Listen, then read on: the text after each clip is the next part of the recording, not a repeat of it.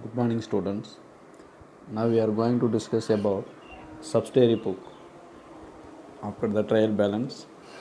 In this lesson, we are going to discuss about introduction of subsidiary book, meaning of subsidiary books, types of subsidiary books, advantages of subsidiary books, purchase book, purchase returns book, sales returns book, bill of exchange, bills receivable book, bills payable book, and journal proper.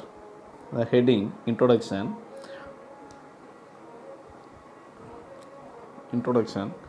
Business entities carry on transactions of different nature. The types of transactions depend on the nature of business and management policy. Many transactions may be of repetitive type, that is, similar nature of transactions take place repeatedly in a business entity. Therefore, transactions can be classified and grouped conveniently according to their nature. Generally, transactions are of two types: case and a non-case transaction. Like that, case receipt and payments can be grouped in one category and a credit transaction in another category. Thus, in practice, for easy, convenient, speedy, and appropriate maintenance of accounts, the main journal may be subdivided in such a way that a separate book is used for each category or group of transactions which are repetitive and sufficiently large in number. Each subdivision of the books is a special journal and a book of primary record or a book of primary entry or subsidiary. Next, journal entries are not passed when records are made in subsidiary books. When journal is the only book of primary entry, it is possible for only one bookkeeper to enter transaction in it at a time. So, entities, in case of business entities having large volume of transactions, one person cannot do all the recording work by himself. There is a need for subdivision of the bookkeeping work, leading to the subdivision of the journal into parts or subsidiary journals.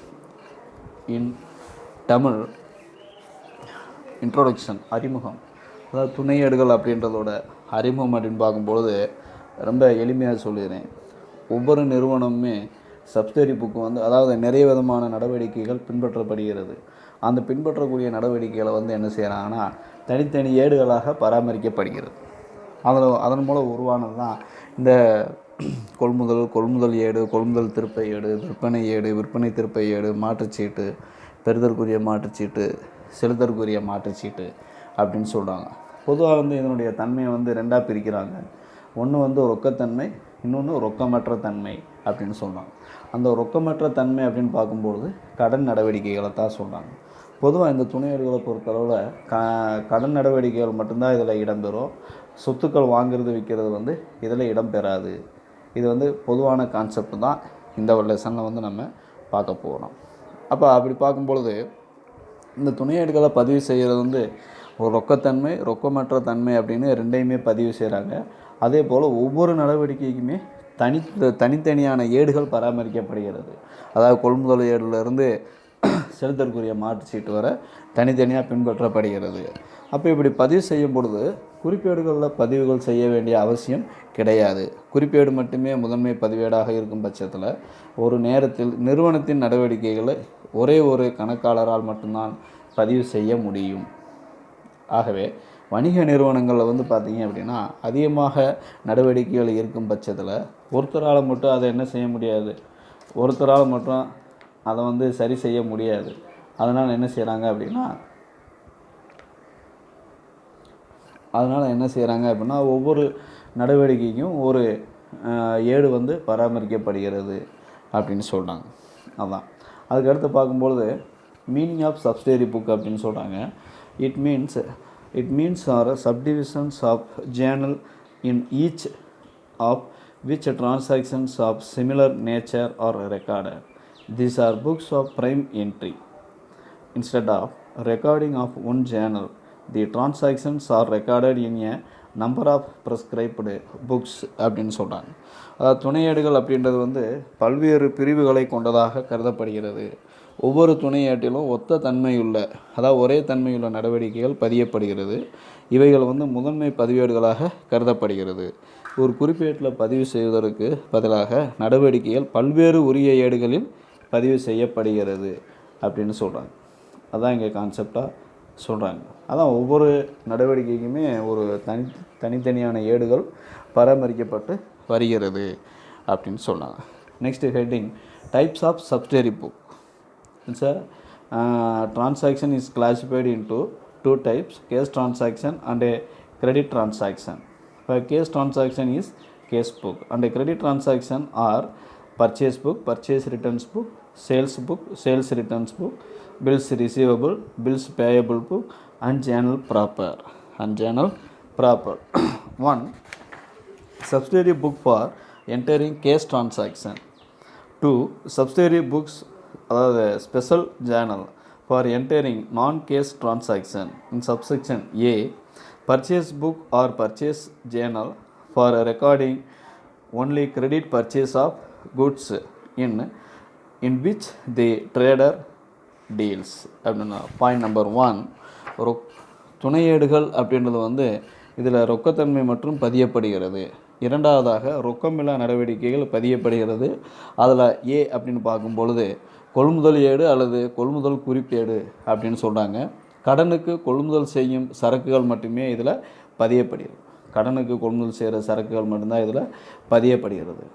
Then point number B sales book or sales journal, அதாவது விற்பனை மற்றும் விற்பனை சம்பந்தமான குறிப்பேடுகள் பதியப்படுகிறது. C purchase returns or purchase returns book, அதாவது கொள்முதல் திருப்பம் அப்படின்னு சொல்கிறாங்க. இப்போ நம்ம ஏதாவது வேரியஸ் குட்ஸ் வந்து நம்ம பர்ச்சேஸ் பண்ணியிருப்போம், ஒரு கம்பெனியில் பர்ச்சேஸ் பண்ணியிருப்போம். நமக்கு தேவைக்கு அதிகமான பொருளை அனுப்பியிருந்தாங்கன்னா திருப்பி அனுப்பி விட்ருவோம். அது ஒரு கொள்முதல் திருப்பம். அதே போல் நமக்கு வந்த பொருட்களை வந்து ஏதாவது டேமேஜஸ் அல்லது அண்டர் வெயிட் இருந்துச்சு அப்படின்னா அந்த பொருட்களை வந்து நம்ம திருப்பி அனுப்பி விட்ருவோம். அது வந்து பர்ச்சேஸ் ரிட்டர்ன் அப்படின்னு சொன்னாங்க. தென் சேல்ஸ் ரிட்டர்ன் அப்படின்னு சொன்னாங்க. சேல்ஸ் ரிட்டர்ன் அப்படின்னா அதாவது நம்ம selling the goods to customer R consumer. நம்ம கன்சியூமருக்கு சரக்குகளை விற்றுருப்போம். அதில் ஏதாவது டேமேஜஸ்ஸு, அதாவது சேதங்கள் ஏற்பட்டுருக்கலாம், அல்லது அவங்களுக்கு தேவைக்கு அதிகமான பொருட்களை நம்ம அனுப்புனா அந்த பொருட்கள் திருப்பி நமக்கு வந்துடுது அப்படின்னு சொல்கிறாங்க. தென் பில்ஸ் ரிசீவபிள் அப்படின்னு சொன்னாங்க. பெறுதற்குரிய மாற்றுச்சீட்டுகள் அல்லது எழுதப்படும் முண்டியல்கள் பதியப்படுகிறது.